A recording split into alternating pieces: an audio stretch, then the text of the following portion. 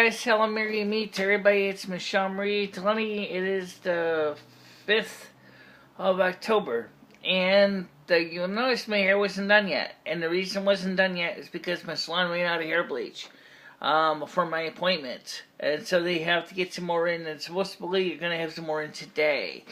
But I wanted to talk to you about something I just got confirmed, and that is two things. Number one, the election for governor actually is going to be November 7th of this year. So that's good news. We can get rid of Daniel P. Malloy.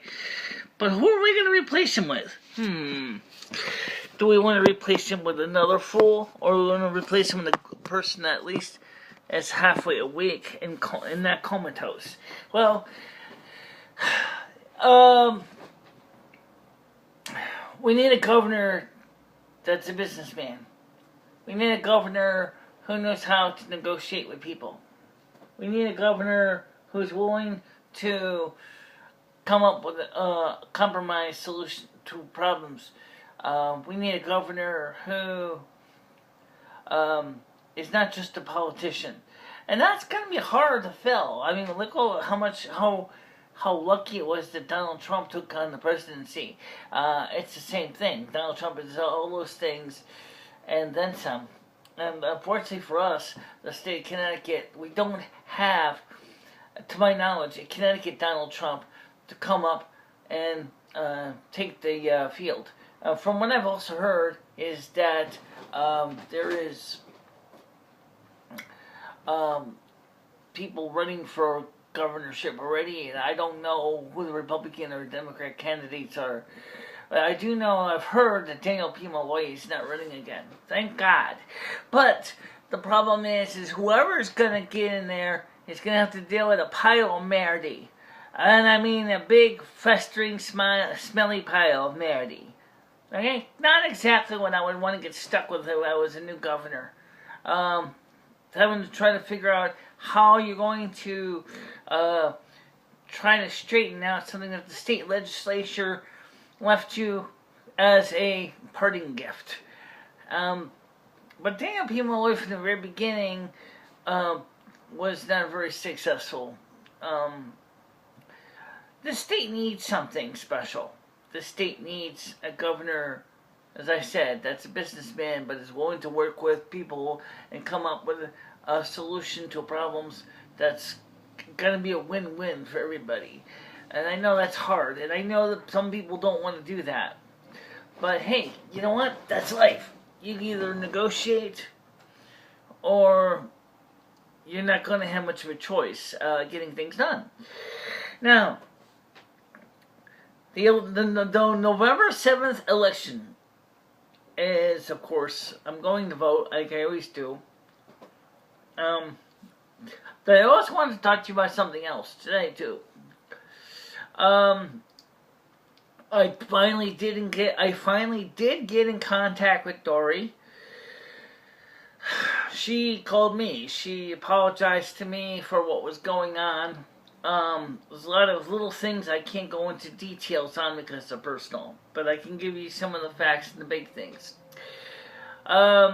She's decided that she wants to go stay with her daughter in Torrington. And she also did tell me that personally and privately on a couple days ago, that she misses her granddaughters and grandson. So yeah, that's understandable. She apologized for taking my phone back, but she said to me, but you weren't really using it anyway. Even you said so, you weren't really using it. I said, Dory, I said, most of the biggest thing that got so upset about was the fact is, you never let me erase my personal data off the phone. That's the reason I was upset. It wasn't necessarily because of the phone. It was because my personal data was on the phone. Look how much trouble Equifax got into when people hacked in and stole all those millions of or billions of personal credit reports information. I think it's a really major issue in security when you have all your personal corporations are storing all these data on these huge computer hard drives somewhere that is accessible by the internet. it doesn't take long to figure out how much trouble you can make for somebody. I think the credit reporting system in the United States is crap. I think it's an excuse. It certainly is vulnerable to hacking.